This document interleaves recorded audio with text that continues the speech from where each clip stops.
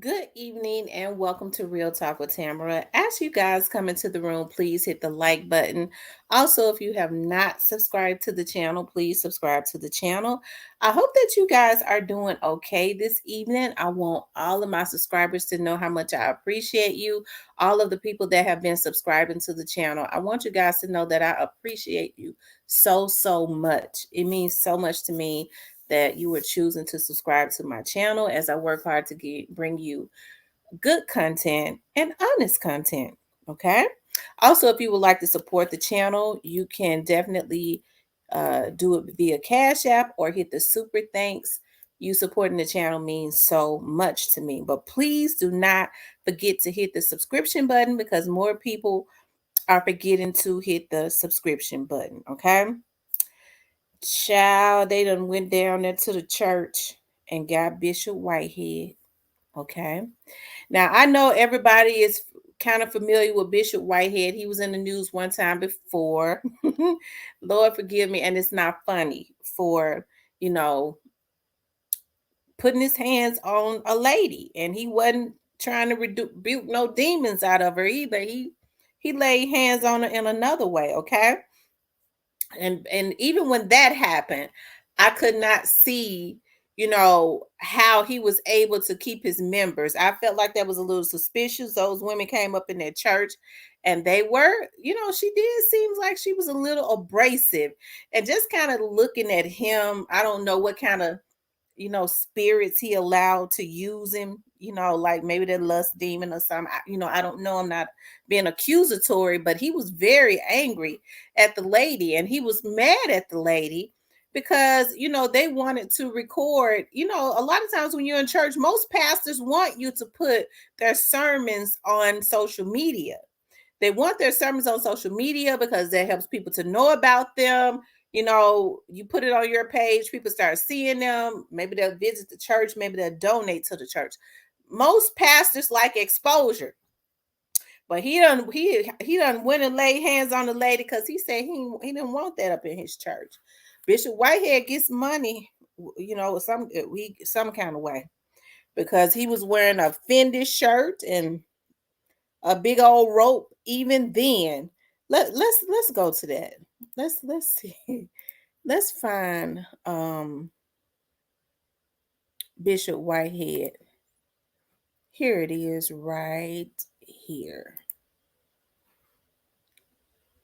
Here it is. Sermon in Brooklyn landed two people behind bars, including a bishop who argues he was protecting his family. CBS 2's Jenna D'Angelo spoke with both people involved and has the video from Canarsie.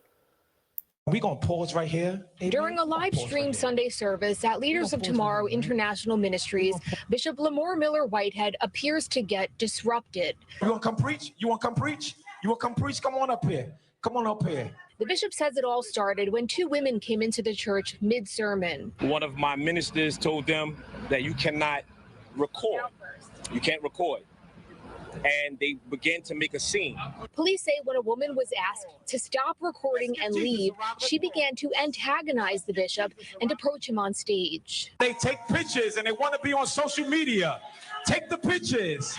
Take the pictures. As she walks past Bishop Whitehead, he appears to grab her from behind and they move off camera. Seen her walk in front of me, going at my wife and my daughter, and I grabbed her. He says he was worried about his family and thinking back to the moment in July when he was robbed at gunpoint during a sermon streamed live online. That's the only thing that I can remember.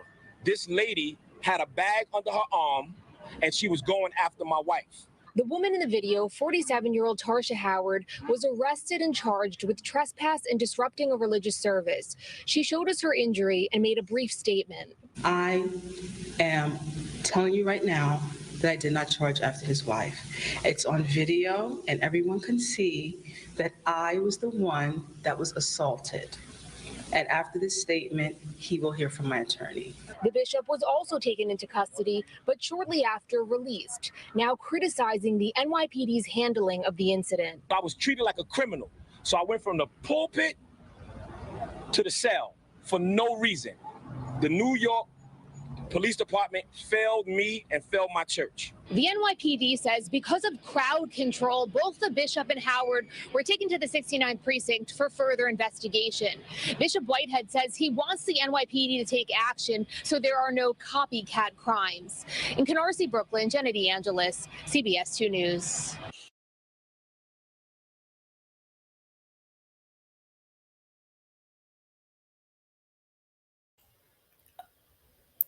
Okay, that was 3 months ago.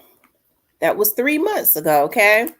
Now, he definitely laid hands on the woman. We can't see whether she was charging at his wife or not. Now, she was disorderly in there. Why she was going at his wife of all people, I don't know. You know, that whole little debacle, which is not important unless it's important to his flock. It is, you know, I would be interested in why a woman walks up in a church and be disorderly and then charges wife. Okay, and then he laid hands on her. We saw that. You know, she tried to act as if she didn't know him, but why would they choose that church? I don't know. They said they just wanted to record. Okay. So Bishop Whitehead went to jail on that, but he definitely put his hands on that lady, which he should not have done. Now he said prior to that, he had been robbed on air. Okay. And I don't know. But anyways, he's back in the news. He's back in the news again. Okay. Let me show y'all this. Hold on.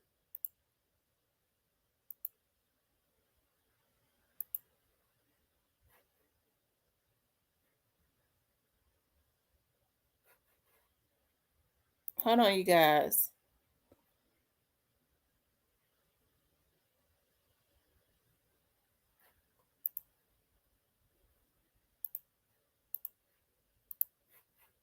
Let me show you guys. I'm sorry.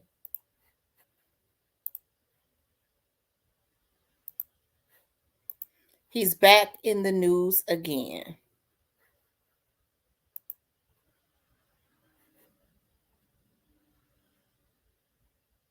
I don't know what's going on. I can't hear. Hold on. Now, everyone was wrong about Bishop Whitehead setting up the robbery at the church. People were arrested. He had nothing to do with that. This all stems out of a civil lawsuit that is being handled in civil court, and he will be vindicated. Can you talk about that civil lawsuit? We're not going to speak about the team because we just got the indictment and we have to learn about the charges we discovered. Can you talk about that lawsuit? No, we do not want to comment on that. Bishop, you get $90,000 from a parishioner?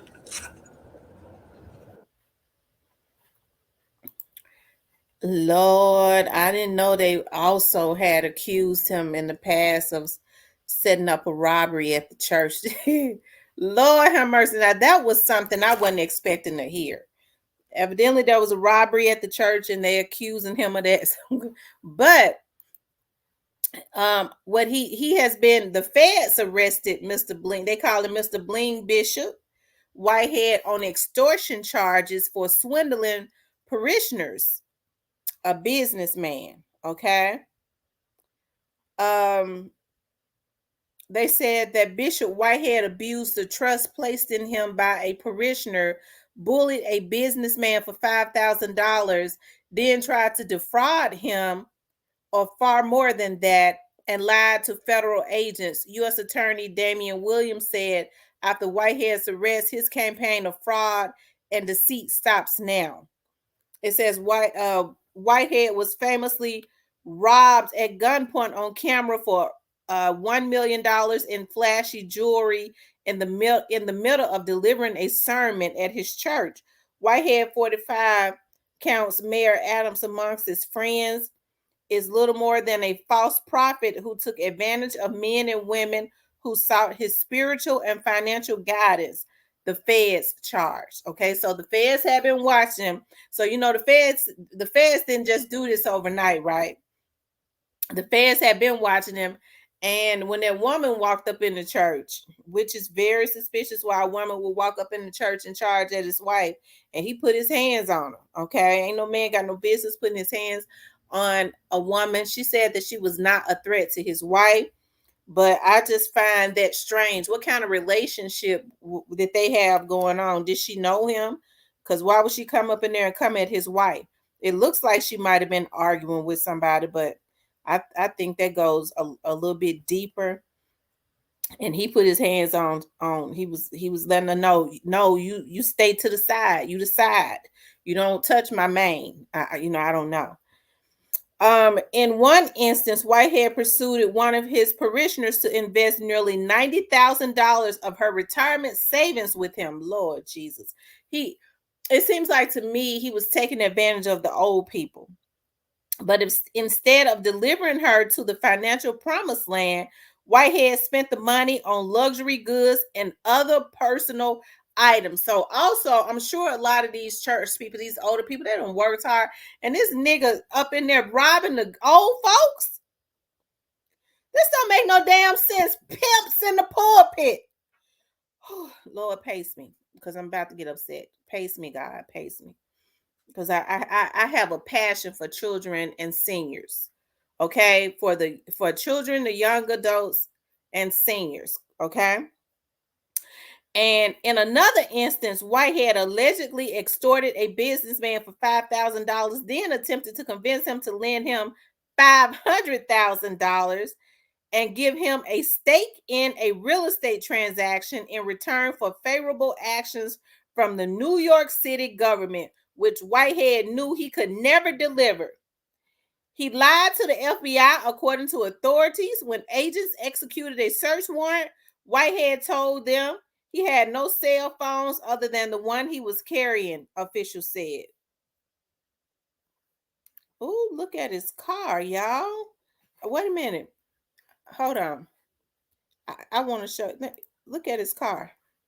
He got one of them foreign cars. Robbing the church, the good church people. Okay. Let me see.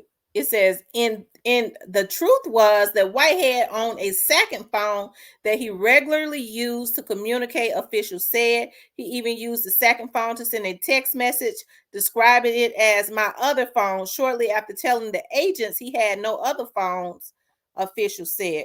Whitehead carried out several duplicitous schemes in order to receive funds from his victims, said FBI Assistant Director Michael Driscoll. Oh, Lord, even the director is in it.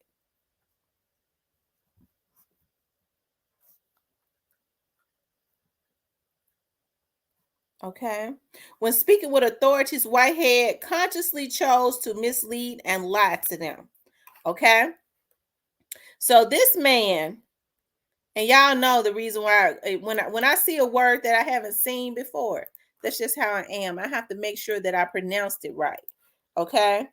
I do. That's just one of my pet peeves. Now I had not seen that word before, but I got to make sure that I pronounced it right. Because I don't want to be on here. We learn together. That's what we do. I said duplicitous. Let me see how it's pronounced. Duplicitous. Duplicitous. Okay, I pronounced it wrong. Okay, it means deceitful. Remember that word, you guys. Duplicitous. Duplicitous. Okay. I didn't want to be on here pronouncing words wrong. See, I knew I had pronounced it wrong. I was trying to, pronounce the syllables outright, but I didn't do it right.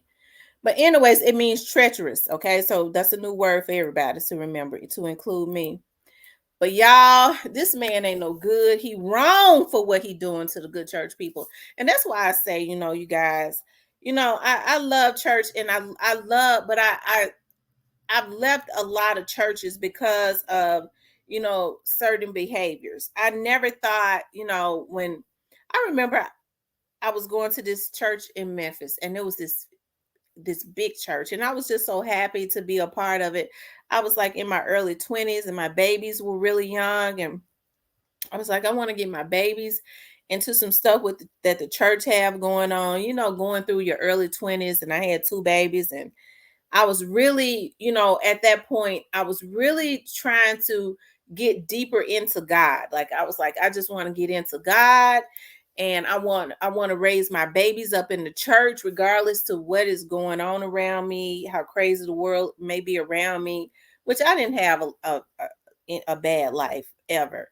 But I'm just talking about how we all go through stuff emotionally and things of that nature. And I was like, I just want to get into the church. Going to church, I loved it. I wasn't hardly making no money. Hell, when my babies was, I remember my youngest baby must have been about 1 years old or 2 years old when I was going to church. She must have been about 1 because she was still in, or 2 because I believe she was in pull-ups. And I was starting to enjoy it, and I wasn't hardly, because I was in school, and I'm talking about college, and shoot, my dad and them was helping me out financially, okay? And but still, my dad and them was like, you go to school and just work a part-time job. And that's what I did for a minute until I went to the police department. Or was I already working for it? Must have been my oldest daughter. Because I started working for the police department when I was pregnant with my second daughter. That's what it was. And so, anyways, I kept going to the church, right? And so, anyways, I kept going to the church, and I remember one day, I was giving, and like I said, I wasn't making a whole lot of money, but I was just determined that I was going to give, because I felt like in order for God to bless me with the life that I wanted for me and my children, that I had to give almost the little bit of money that I had in my purse, right? And I remember the pastor said, we're trying to pay the church off, and I want everybody to take a pledge to pay the church off. He had just paid $10 million for a church. And I remember in the church, they opened up a daycare. They bought a whole lot of stuff, and they was like, we're gonna be able to provide jobs. They had they had a whole lot of stuff, a daycare, a school, they had everything, right? And I remember him saying, I want everybody to pledge $1,000 in this church to pay the church off. And so when everybody was, we had, I believe he gave us 6 months. And of course, y'all know I was struggling to come up with my $1,000. And because I was a single mother with 2 kids, working a job, and going to school, because when I first started at the police department, I was a transcriptionist, which I was making nothing, basically. And and so, anyways, I'll never forget the people that was working for him, that he had given positions in the church. He said, there are a lot of people, when that 6 months was up, that has not paid their $1,000 to pay this church off. They have not given their $1,000. He said a lot of them are the people that we have given jobs in this church, such as the daycare, the bookstore, the school, because they had like a little private school or whatever. He said, I'm going to give y'all 3 more months to pay that $1,000. And if you don't pay that $1,000 in 3 more months, we're going to start replacing you all. Did you hear what I said? He told them that he was going to take their jobs because they was not exercising faith, and everybody was watching them. How in the hell did we know what they had paid or had not paid? I never went back to the church. The idea that you're going to start firing people that don't know their financial situation. You sitting up buying your wife a car every 2 years, bragging about it. Your kids riding around in beautiful cars. We sitting up exercising our faith, trying to get an understanding of something.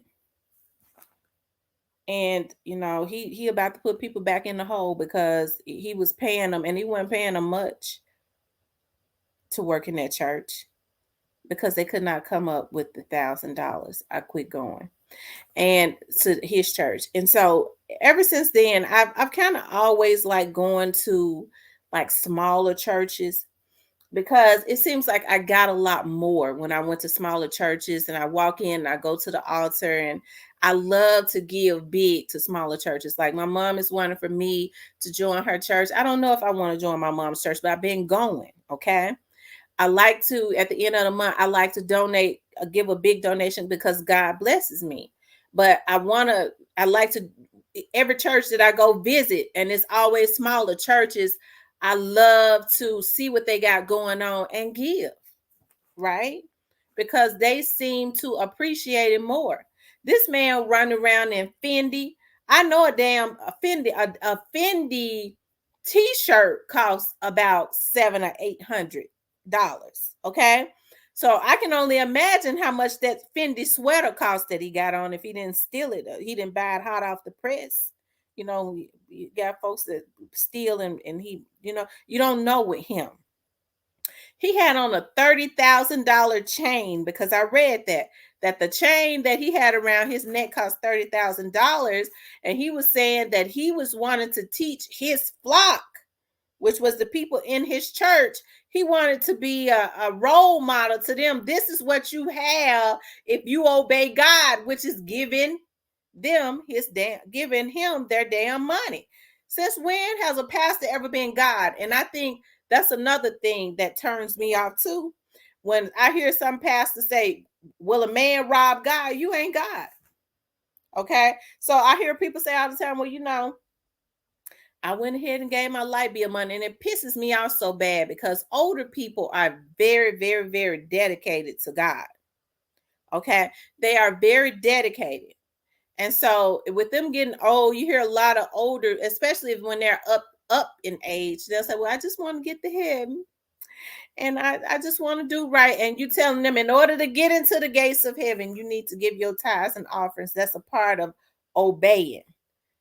And so now they're struggling with, should I buy, I need my medicine, I need to pay my light bill, but I could die tomorrow. Will I go to heaven if I don't give this nappy neck cuckabud head Lord, my money? I'm getting mad. I'm serious.